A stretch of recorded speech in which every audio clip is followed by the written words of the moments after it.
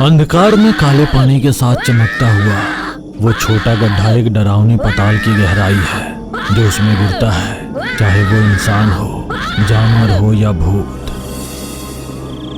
बाहर नहीं आ सकती। जब सूरज की रोशनी उस गहराई के पानी पर पड़ती है तो काला पानी चमकता हुआ आग की लपटों में बदलकर उसमें बंदी बने हुए लोगों को भस्म कर डालती है।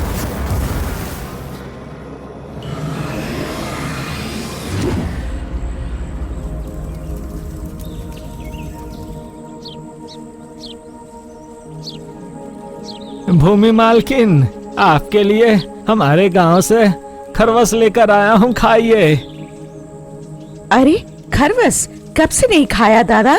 भूमि को सब लोग लाड प्यार से देखते हुए मालकिन कहकर आदर सहित बुलाना बिल्ली भूत को सहन नहीं हो रहा था। कल परसों उन लोगों के बीच आए भूमि को राजकुमारी जैसा सब लोगों का देखना बिल्ली भूत को ईर्ष्या महसूस करा रहा था।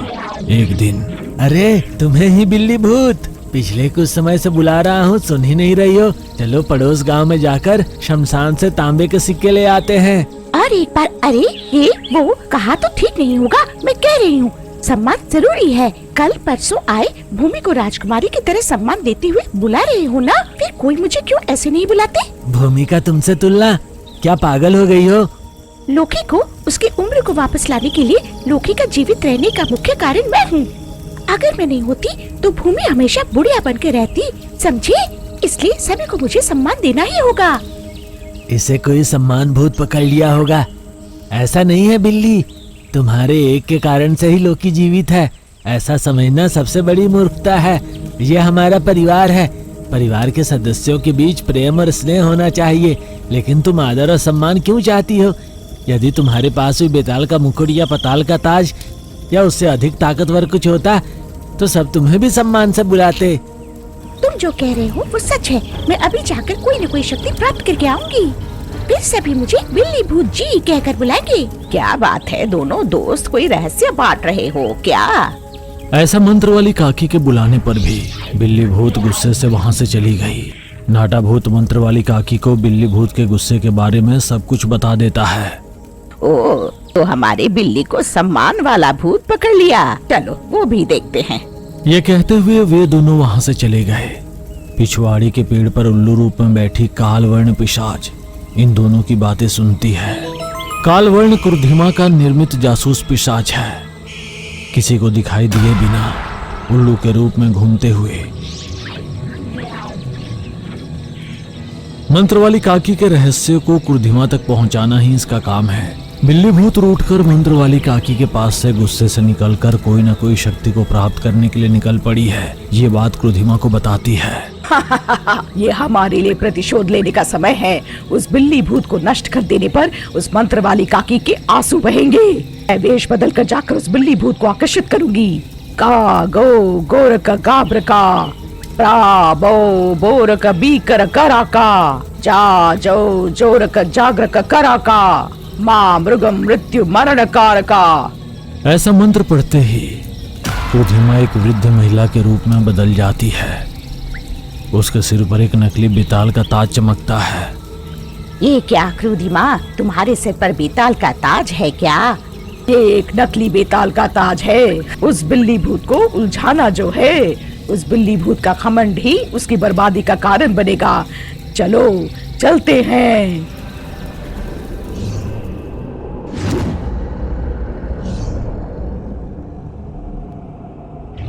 ऐसा सोचकर बिल्ली भूत के रास्ते में एक पेड़ के नीचे कष्टों से गिरी एक वृद्ध महिला का नाटक करते हुए बैठी है। कोई मुझे बचा लो, जीते जी मर रही हूँ, मरते जी रही हूँ, कृपया बचा लो, कोई मुझे बचा लो। उस सुनसान जंगल में दीन भाव से रोने की चीख पुकार सुनकर बिल्ली भूत उस तरफ जाकर देखती है। एक वृद्ध महिला जो अस्थि पंजर पर त्वचा की जैसी है रो रही थी। कोई मुझे बचा लो, जीते जी मर रही हूँ, मरते जी रही हूँ, कृपया बचा लो, कोई मुझे बचा लो, कोई मुझे बचा लो। कौन हो तुम बुढ़िया? इस घने जंगल में अकेले क्या कर रही हो? क्या कष्ट है मुझे बताओ, मैं तुम्हारी मदद करूंगी। मेरा नाम 1000 साल है, कृपया मेरी मदद करो। मैं मदद करूंगी, लेकिन 1000 साल, ये क्या नाम है? मैं हजारों वर्षों से जीवित हूँ, इसलिए सभी मुझे 1000 साल के नाम से बुलाते हैं। मेरे सिर पर बेताल का ताज होने के कारण मैं नहीं मरती। हजारों वर्षों तक अपनों के बिना जीते हुए जीते रहकर जीने की आशा नहीं रही। ओह, तुम भी हमारी दादी की तरह बेताल का ताज पाकर जीते हो? तो हम और आप एक ही टीम के हैं। तुम्हारी काकी कौन है मुझे नहीं पता। बुढ़ापे में मिले इस ताज के कारण मैं इसी रूप में मैं खुद पर बोझ बन गई हूँ। बस अब मैं मरना चाहती हूँ। कृपया मरने में मेरी मदद करो। बदले में मैं अपना बेताल का मुकुट तुम्हें दान कर दूंगी। दान का मतलब? क्या मैं बेताल का ताज पहन सकती हूँ? क्या अब से तुम्हारा बेताल का ताज मेरा है?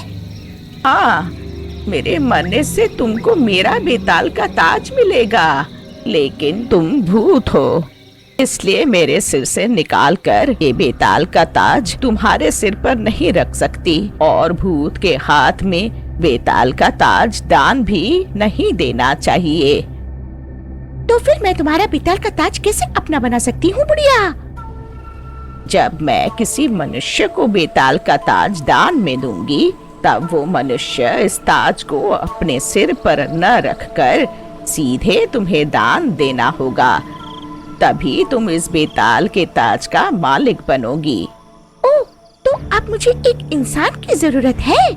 हाँ, लेकिन ये व्यक्ति भरोसेमंद होना चाहिए, नहीं तो वो मेरे से लिया हुआ बेताल का ताज एक बार भी अपने सिर पर रख लेता है तो और फिर वही उसका मालिक बन जाएगा। इसलिए तुम अपने भरोसेमंद व्यक्ति को लेकर आओ। मैं तुम्हें अपना बेताल का मुकुट दान में देकर फिर मैं राहत से मरूंगी। मेरे लिए तुम मर जाओगी, ये सुनकर मुझे दुख हो रहा है। मैं तुम्हारे लिए मरूंगी ऐसा मैंने कभी नहीं कहा, पागल कहीं की। मेरे लिए जीवन बोझ बन गया है, इसलिए अब जीने का कोई फायदा नहीं है। इसलिए मैं मरना चाहती हूँ। कृपया मरने में मेरी मदद करो। ठीक है, अब मुझे क्या करना है बताओ? यहाँ से पूर्व दिशा में 30 मील की दूरी पर मौजूद उज्जवल पर्वत के बीच के अंधेरे तालाब में उतरकर स्नान करो और उस पानी को तुम दोनों अपने मुट्ठी में भर मेरे ऊपर डालते ही मैं बेताल के ताज के बंधन से मुक्त होकर उम्र ढली एक सामान्य मानव के रूप में बदलकर मर जाऊंगी। मैं मरने से पहले अपना बेताल का ताज तुम्हारे साथ लाने वाले व्यक्ति को दे दूंगी। ये कहते हुए उसे क्या करना है, कैसे करना है, कहाँ जाना है, सब कुछ विस्तार से बिल्ली भूत को बताया। उस वृद्धा के रूप में क्रुधिमा है इस बात से अनजान बिल्ली भूत उसकी बातों पर आंख मूंद कर विश्वास कर लेती है। तुम मुझसे बेताल का ताज दान में स्वीकार कर रही हो, ये तीसरी आंख को नहीं ज्ञात होना चाहिए।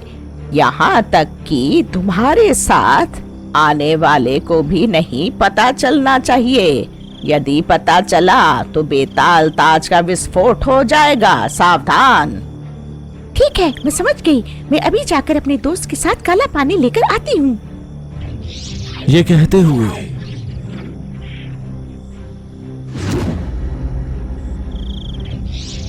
तेजी से महुआ जाकर किसी तरह जवान दादा को मनाकर अपने साथ चलने की प्रार्थना करती है। बिल्ली भूत की बात जवान दादा टाल ना सके और जाने को तैयार हो गए। हम दोनों कहाँ जा रहे हैं ये किसी को नहीं बताना चाहिए, और तुम भी मुझसे कुछ नहीं पूछना। एक बात और, तुमने अपना बेताल का ताज यहीं छोड़कर आना होगा, ठीक है?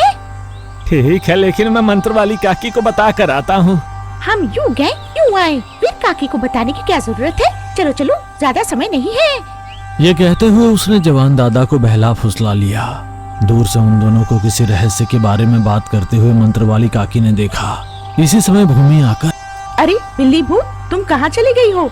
मैंने तुम्हें खोजा। जवान दादा मेरे लिए खरपस लेकर आए हैं, तुम क्या खाओगी? क्या मैं तुम्हारी नौकर हूँ? अरे वो कहकर बुला रही हूँ, तुमसे पहले जन्मी हूँ, मुझे सम्मान देना चाहिए है ना?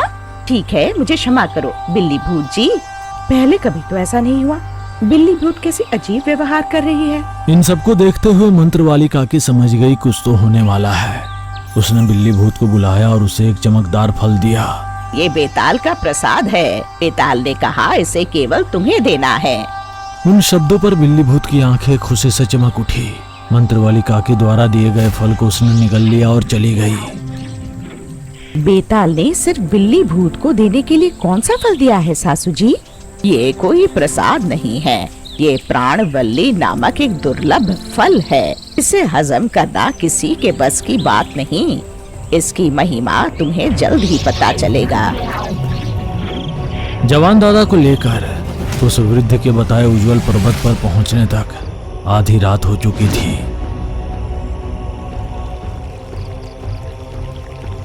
जैसे ही दोनों उस पानी में उतरे, पानी के नीचे विकृत बड़े बड़े हाथों ने उन्हें पकड़ लिया। दोनों बाहर नहीं आ पा रहे थे, मदद के लिए चिल्ला रहे थे, लेकिन उस निर्मोही जंगल में उनकी चीखों को सुनने वाला कोई नहीं था। क्या है बिल्ली भूत, समय पर मेरा बेताल का ताज भी मेरे पास नहीं है। किसने तुम्हें यहाँ आने के लिए कहा? तुम पर भरोसा करके तुम्हारे पीछे आकर मैंने बड़ी गलती कर दी। मुझे माफ कर दो, मैं तुम्हारे प्राण संकट में डालने के लिए जिम्मेदार हूँ। ये कहते हुए सब विस्तार से बताया। अरे बेताल का ताज सबसे पहले निशाचर तांत्रिक ने हासिल किया था। उससे पहले किसी ने भी बेताल के ताज को प्राप्त नहीं किया। किसी ने तुम्हें धोखा दिया और हमें यहाँ फंसा दिया। दोनों वहां से निकलने के उपाय सोचते समय तभी वहां बुढ़िया आई। एक ही झटके में दो चिड़ियों का शिकार इसे ही कहते हैं। उस मंत्र वाली काकी के दो प्रियजन काल के गले में समा जाएंगे। जब वो बुढ़िया मंत्र वाली काकी अश्रुपूरित होगी, मैं आनंदित होकर देखूंगी। मंत्र वाली काकी को मार सके ऐसा अभी तक कोई जन्मा नहीं है। मूर्ख कहीं की, यदि हिम्मत है तो तुम यहीं रुको। हमें बचाने के लिए मंत्र वाली काकी अवश्य आएगी, तुम्हें जिंदा गाड़ देगी, खबरदार। चलो ये भी देखते हैं। ये कहकर भयावह हंसी हंसते हुए वहां से गुलाम प्रेतों पर चढ़कर उड़कर चली गई। वहां महुआ में बिल्ली भूत, जवान दादा आधी रात के बाद भी घर नहीं पहुंचे तो भूमि उनका इंतजार कर रही थी। वे काफी देर तक नहीं लौटे तो वो लोकी के पास गई। बिल्ली भूत, जवान दादा कहाँ चले गए? अब तक घर नहीं आए। मुझे कुछ संदेह सा हो रहा है, वे कहाँ गए होंगे? बिल्ली भूत, जहां भी हो मेरे सामने आओ। मंत्र वाली काकी ने भी जवान दादा और बिल्ली भूत को बुलाया, लेकिन वे नहीं आए। मायावी दर्पण में देखने पर भी वे दिखाई नहीं दिए। कुछ ऐसा होगा, ये मैंने पहले से ही भांप लिया था, इसलिए मैं अपनी सजगता में हूँ। गाब्रा जामन, गाब्रा जमांजू, गाब्रा जामन, गाब्रा जमांजू। ऐसा मंत्र का पाठ करने के बाद बाहर निकलकर आसमान की ओर देखती है। पर्वतों के पीछे से जंगल के मध्य से चमकती एक रोशनी आसमान में घूम रही है। वहाँ है बिल्ली भूत, चलो जाते हैं। गगन वायु बेकम वक वका रई रई, विहंग दिव्य तेजम बेका बेका रई रई।